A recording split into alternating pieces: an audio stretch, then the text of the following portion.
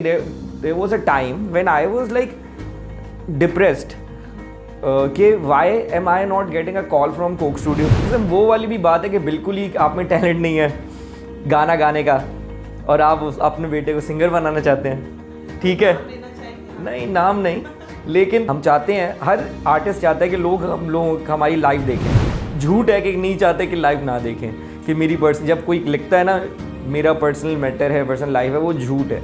क्योंकि अगर हम दिखेंगे ही नहीं, लोग बोलेंगे कि ये अच्छा है या बुरा है.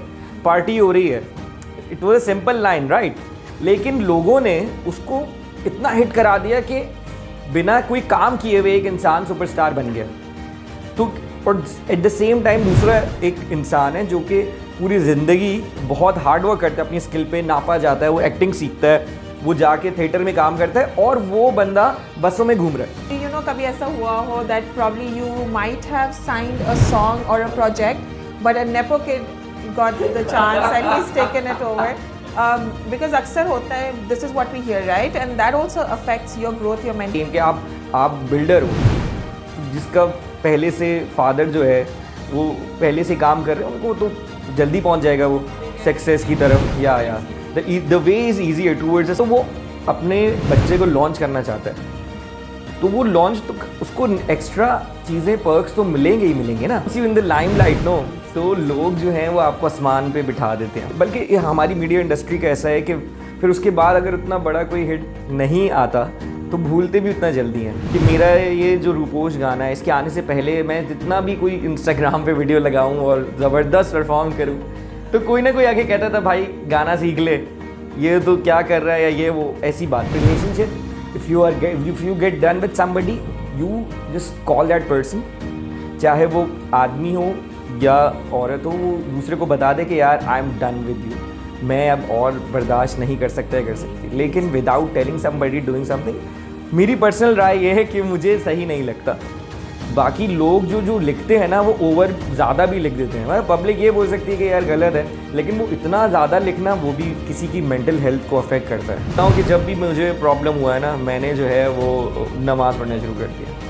मैं तुम्हें सीरियसली बोल रहा हूँ, मैं ऐसे हवा में नहीं बोल रहा, अपने एक्सपीरियंस से बात कर रहा हूँ. और थेरेपिस्ट के पास जाने का कभी मौका ऐसा आया नहीं कि मैं इतना. The man who has garnered a significant name both in India and Pakistan. He is a singer, composer and songwriter with numerous hits under his belt. He is the voice behind Badzad, Hamrazi, Bhulado and many more. So today we'll be covering a very important topic regarding mental health issues, a topic that most people do not talk about. So without much ado, let's welcome our guest for today, Mr. Waji Farooqi. Hello Waji, how are you? I'm good, how are you? I am good. So Waji, what is mental health according to you? Yeah, according to me, mental health is a peace of mind, the place you're comfortable mentally, and I would say when it's easier for you to like talk to people, whatever you're doing, usko aap own karo. That's what mental health for me. Okay, so being a media personality, do you feel that the limelight has an effect on you or those around you?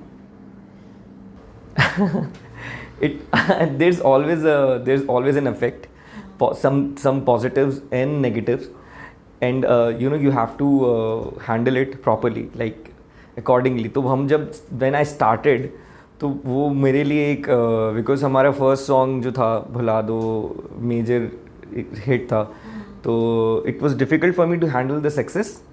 So problem हुआ उस time. And once you in the limelight no, तो लोग जो हैं वो आपको आसमान पे बिठा देते हैं. एंड देन अगर बल्कि हमारी मीडिया इंडस्ट्री का ऐसा है कि फिर उसके बाद अगर उतना बड़ा कोई हिट नहीं आता तो भूलते भी उतना जल्दी हैं. तो अफेक्ट वो होता है कि once you disconnect from your self, from your inner self, कि आप कुछ सोचना शुरू कर देते हो कि आप कुछ बन गए, बहुत कुछ बड़ी चीज़ है, और फिर जब आपको लोग उस तरीके से नहीं पूछते तब वो अफेक्ट करता है in a very bad way. That you have to learn. You know, people have a preconceived notion that the social media personalities or celebrities, influencers, they have it very easy. So what are your thoughts on that? नहीं, actually that is right, because after getting married, no, there's a lot of questions, but there was a preconceived notion कि it's really easy to sing a song or to compose a song या influencers के लिए या किसी के लिए भी, but you know हम एक चीज़ बनाते हैं and हम कम से कम 100 टेक्स तो होता ही है, चाहे वो इंस्टाग्रामर हो, इन्फ्लुएंसर हो, कोई भी हो. मैं चलो म्यूज़िक इंडस्ट्री को साइड पे ही रख देता हूँ, या ड्रामे को, या ड्रामा एक्टर्स भी हैं तो सुबह 9 बजे बेचारे वो शुरू करते हैं काम, रात 9 बजे तक करते हैं, continuity, taking care of themselves, चाहे उनके बैक हैंड पे कुछ अच्छा हो रहा है या बुरा हुआ है, even if they are sad और उनका नेक्स्ट डे उनका हैप्पी सीन है तो उनको वो प्रिटेंड करना पड़ेगा.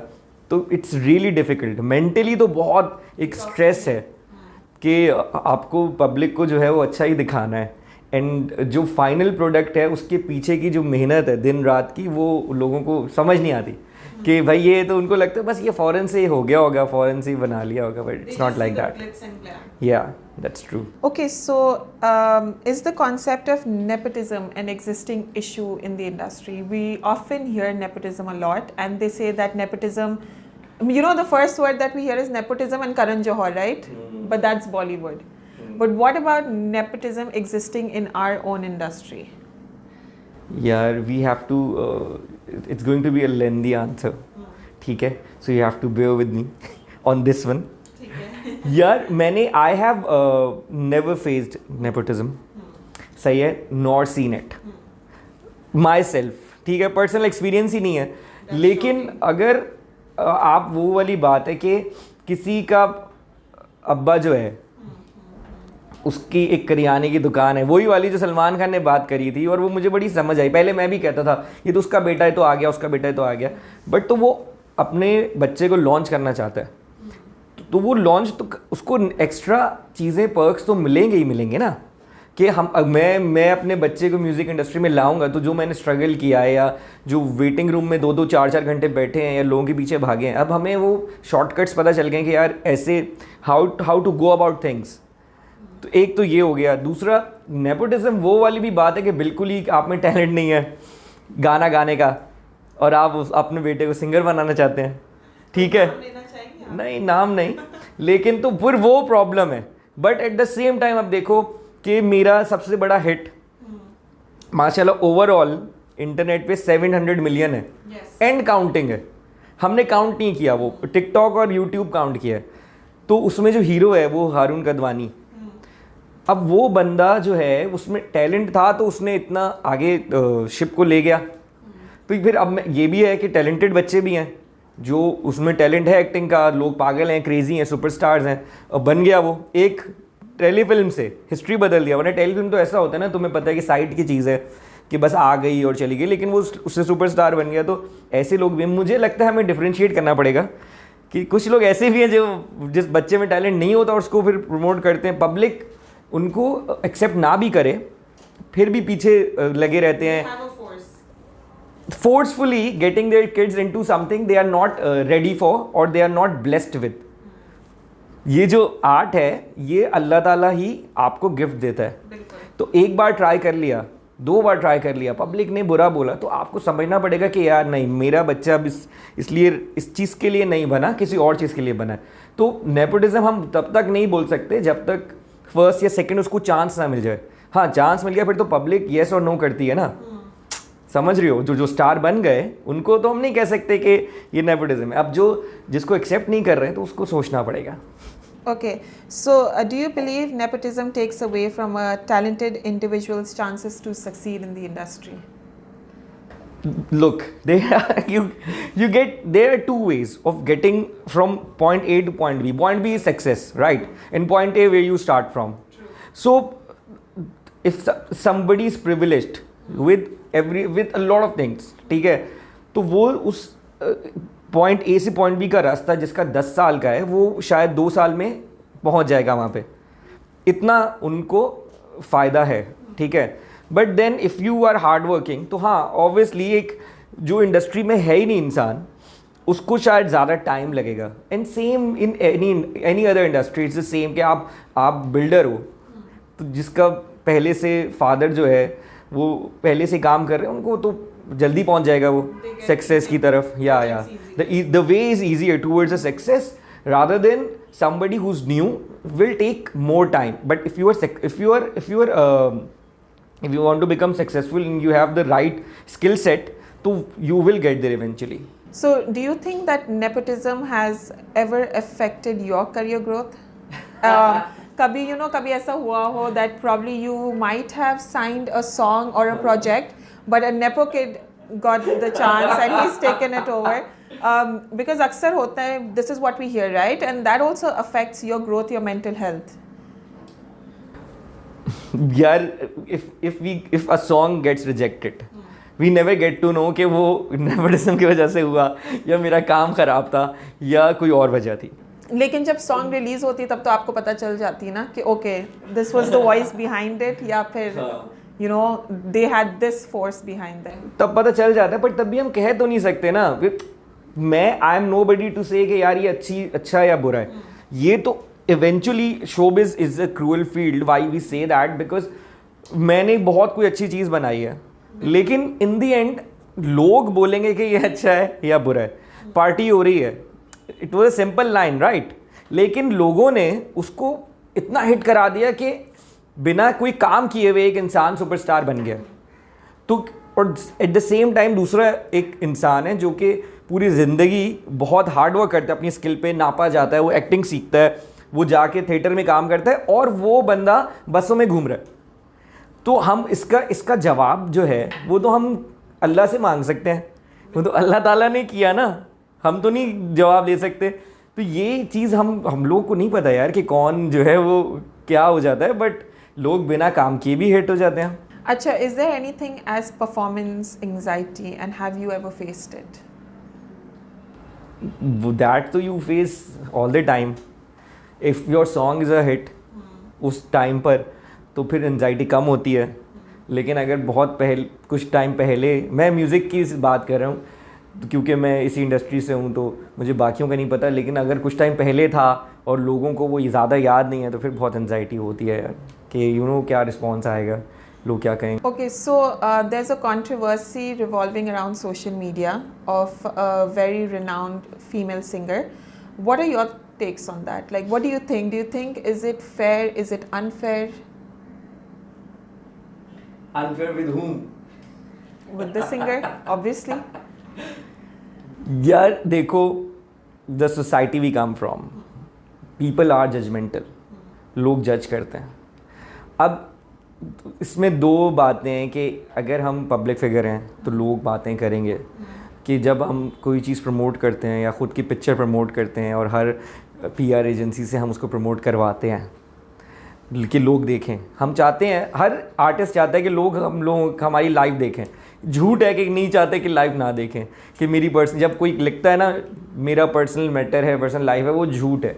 क्योंकि अगर हम दिखेंगे ही नहीं तो बिकेंगे भी नहीं. And nobody is going to know कि क्या हो रहा है लाइफ में. अब कुछ हुआ पर्सनली, मुझे लगता है कि गलत है. पर्सनली मेरी राय है भाई, मुझे लगता है ऐसा नहीं होना चाहिए. Partner should not do such sort of things. When you are in a relationship, if you get done with somebody, you just call that person. चाहे वो आदमी हो या औरत हो, वो दूसरे को बता दे कि यार I am done with you, मैं अब और बर्दाश्त नहीं कर सकता या कर सकती. लेकिन without telling somebody doing something, मेरी पर्सनल राय ये है कि मुझे सही नहीं लगता. बाकी लोग जो लिखते हैं ना, वो ओवर ज़्यादा भी लिख देते हैं. मतलब पब्लिक ये बोल सकती है कि यार गलत है, लेकिन वो इतना ज़्यादा लिखना वो भी किसी की मेंटल हेल्थ को अफेक्ट करता है. So how do you take the trolls, like when they troll you in any way, right? I'm sure you have also faced trolls, ठीक है? Whether it's in India or Pakistan, you've lived in India for such a long time. So do you take that in your stride? How do you react to the trolls? Do you react to them? Do you just let go of them? What do you do? Does it affect your mental health? Obviously, it affects you in every single way. आपको लगता है कि are you not good enough? इतना जो मेहनत किया है वो क्या पानी में है कि कोई भी देखो, मैं एक तुमको बताता हूँ, 2 फेजेज़ हैं कि मेरा ये जो रूपोश गाना है, इसके आने से पहले मैं जितना भी कोई इंस्टाग्राम पे वीडियो लगाऊं और ज़बरदस्त परफॉर्म करूं, तो कोई ना कोई आके कहता था भाई गाना सीख ले, ये तो क्या कर रहा है, या ये वो ऐसी बातें। आफ्टर दिस सॉन्ग मुझे ट्रोलिंग होती नहीं है, क्योंकि एक तो हमारा ये सॉन्ग है वो दिल टूटे वाले लोग, आशिक लोग हैं, फिर मुश्किल सिंगिंग वाइज ही मुश्किल था लोग। अब ये आप अल्लाह का शुक्र है, अल्लाह ने लोगों के दिल में डाल दिया, मनवा दिया कि हाँ ये अच्छा गाता है, पर उससे पहले बड़ा ट्रोल करते थे। आप जैसा भी गाओ ना, हमारी पब्लिक ने कुछ न कुछ आके ना बोलना होता था कि ये सही है, गलत है, या क्या है, या वैसा होता था, भाई छोड़ दो, गाना छोड़ दो, तुम कुछ और कर लो, ये कर लो। तो अब नहीं होता, अब एक भी कमेंट नहीं आता। What is the harshest comment that you've received on social media? That something that really hit you very hard. Ke this is not something I wanted to hear, or this is not something, or maybe like a paper or somebody might have written something against you or about you.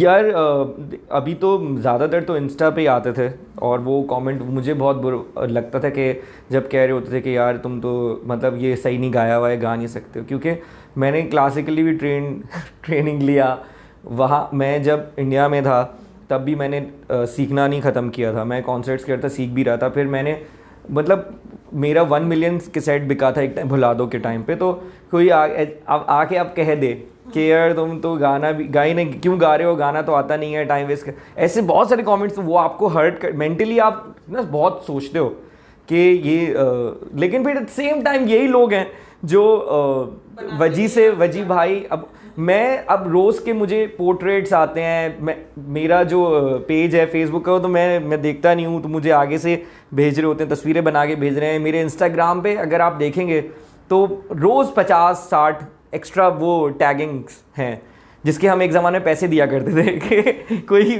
पे करते थे कि यार ये tag करके लगा दो।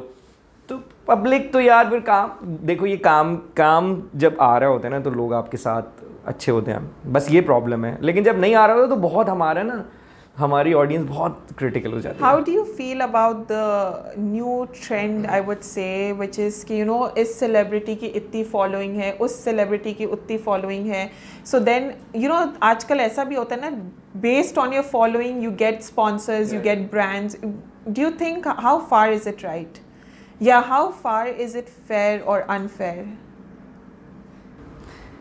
यार मैं अनफेयर फेयर का क्या बता सकता हूँ। मैं ये बोल सकता हूँ कि जब तक मेरे पास गाने नहीं थे, ठीक है, तो बिकॉज मैंने कम बैक किया था वापस आके, जब पाकिस्तान आया था, and I didn't have any songs and I was struggling, तब मैं भी यही कहता था कि फॉलोइंग हो या ना हो इससे कोई फ़र्क नहीं पड़ना चाहिए, और काम आपका आता है तो अच्छा है। अब मैं कहता हूँ कि फॉलोइंग है तो फ़र्क पड़ना चाहिए, बिकॉज नाउ मेरे पास मिलियंस जो हैं वो व्यूज़ हैं, तो इट्स लाइक कि मैं बोल रहा होता हूँ यार देखो आप अच्छा काम करोगे तो आपके पास व्यूज़ आएंगे। सो स्पॉन्सर्ड एड्स भी मिल जाते हैं, you get brands who contact you. अब वही है कि क्योंकि रीच हो रहा है मेरे, I don't have a lot of people on Instagram, but I didn't by any followers. It's all organic. तो मेरा रीच मज़ेदार होता है, मतलब 50,000 रुपये कॉमेंट्स भी बहुत आते हैं, लाइक्स भी बहुत आते हैं, 50,000 फॉलोअर्स पे भी इतने आते हैं जितने लोगों के 3-3 लाख 4 लाख पे आ रहे होते हैं। सो मुझे ब्रांड्स आते हैं और अब आना शुरू हो गए, पर आई थिंक वो है कि इफ़ यू हैव नंबर्स तो फ़र्क तो पड़ता है यार, फ़र्क पड़ता है। मतलब टिकटॉक पे मेरे सॉन्ग है उसके 200 मिलियन अबव हैशटैग्स हैं, तो बहुत फ़र्क पड़ता है। लाइक नाउ अगर कॉन्सर्ट पे किसी ने ऑर्गेनाइज़र ने कुछ बेचना है तो वो कुछ भी नहीं दिखाता, बस एक गाने का लिंक सेंड कर देता है। पहले आपको समझ रही हो, पहले प्रोफाइल पूरी जाती थी, ये वो देख रहे हैं, अब कोई प्रोफाइल भी नहीं देते, बस एक सॉन्ग है उसको ये लो यार लिंक ले लो। तो वो जब टाइप करते हैं तो it's everywhere, no you understand, क्योंकि ये वाला चक्कर है लोगों के। और हमसे तो ज़्यादा जिन लोगों के 1 मिलियन फॉलोअर्स हैं, तो वो देख के भी लोग, एक तो होता है यार 1 मिलियन फॉलोअर्स है। Vaji, we would like to ask you, have you ever sought help? Like, have you ever gone to a therapist? What do you think? Like, अक्सर लोग कहते हैं ना that men do not feel pain, right? Which is not true. Men feel equal pain. They are equally emotional. Physical, gay men, they do.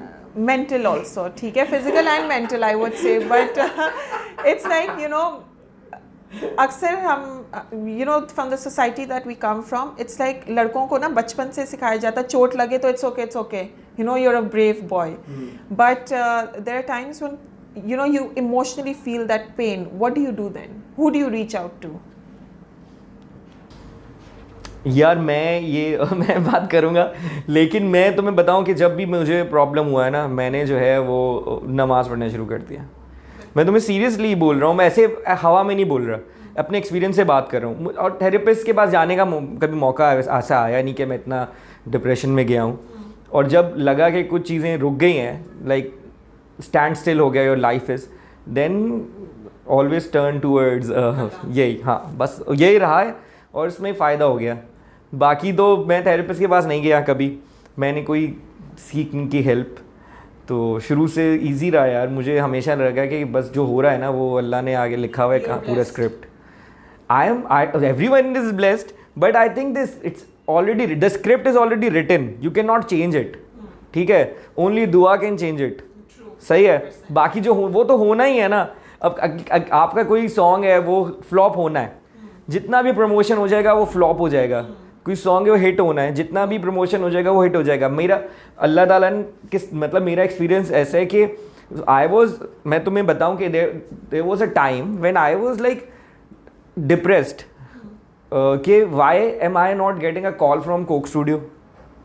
सही, मतलब अभी क्या right अब क्या करना पड़ेगा. अभी आपको गाना सीखना है, आप फिल्म में बॉलीवुड में भी गा दिए हो, आप you have song right, but you not getting a call from Coke. तो मैंने दुआ किया मेरा गाना भी हिट हो जाए. So how Allah makes it possible is beyond your thinking. ठीक है, इमेजिनेशन. तो वो I am telling you, telefilm कोई देखता ही नहीं है पाकिस्तान में. इट्स लाइक कि साइड का एक चीज़ होता है. ठीक है, उसी में अल्लाह ने गाना लाए. So on only YouTube it's 70 million one song, the other one is 41 million, 100 and something and 200 million is the telefilm. सो जब जैसे वही कि टेलीफिल्म आता है तो इतने नंबर्स नहीं आते, बट देन हम दुआ करते थे कि वहाँ पे हो. पर मुझे अल्लाह ने जो है इससे जो है वो हिट देना था, फेम देना था. एंड उसके बाद कहानी दुबई के अंदर जो है वो कॉन्सर्ट कॉल आ गया. फिर then I went into a restaurant Dubai में, गाना लगाए सामने. मतलब इस तरीके से चीज़ें होती हैं. तो आपको यू नेवर नो कि अल्लाह ताला किस तरीके से आपका डिप्रेशन दूर करता है एंड किस तरह आपको देता है जहाँ से आपको यकीन भी नहीं होता कि आपको मिलना है. ठीक है, तो बस यही है. तो मेरा तो ऐसा रहता है कि मैं हाँ. One message that you would like to give to your fans, the people who are going to be listening to you right now, what is that one message that you would like to give out to them regarding mental health? यार mental health ये एक बहुत important है. आप उसको कभी भी जो है ना वो यू नो कि इसको सेकेंडरी नहीं लें कि हाँ ठीक हो जाएगा. You should always seek help. Friend से ले. आप साइकियाट्रिस्ट बहुत सारे हैं, उनसे डॉक्टर्स जो हैं आप उनके पास जाओ. अगर आपको लग रहा है आपको जिस चीज़ से भी ठीक हो रहे हो ना, तो वो करो. ज़रूरी नहीं है, हर किसी का अपना तरीका है सही होने का और अटेन करने का पीस. तो कभी रुकना नहीं चाहिए. पेरेंट्स से बात कर सकते हो. Don't keep it inside yourself. You know, always talk to somebody who is close to you और कंफर्टेबल विद, जिसके साथ you can openly talk to. हाँ, रुकना नहीं है खुद को. Thank you, Vaji. Thank you so much for your time. Thank you. I think we all need to seek help whenever it's needed. We all should seek help from one another, and we should be approachable. And you know, जितना आप अपने अंदर रखते हैं, it affects you more and more day by day. Thank you so much for your time, and inshallah we'll meet again one day. Hello everybody, hope you liked the video. Please follow on Instagram the Health Talk, and please subscribe this channel Dental News Pakistan on YouTube.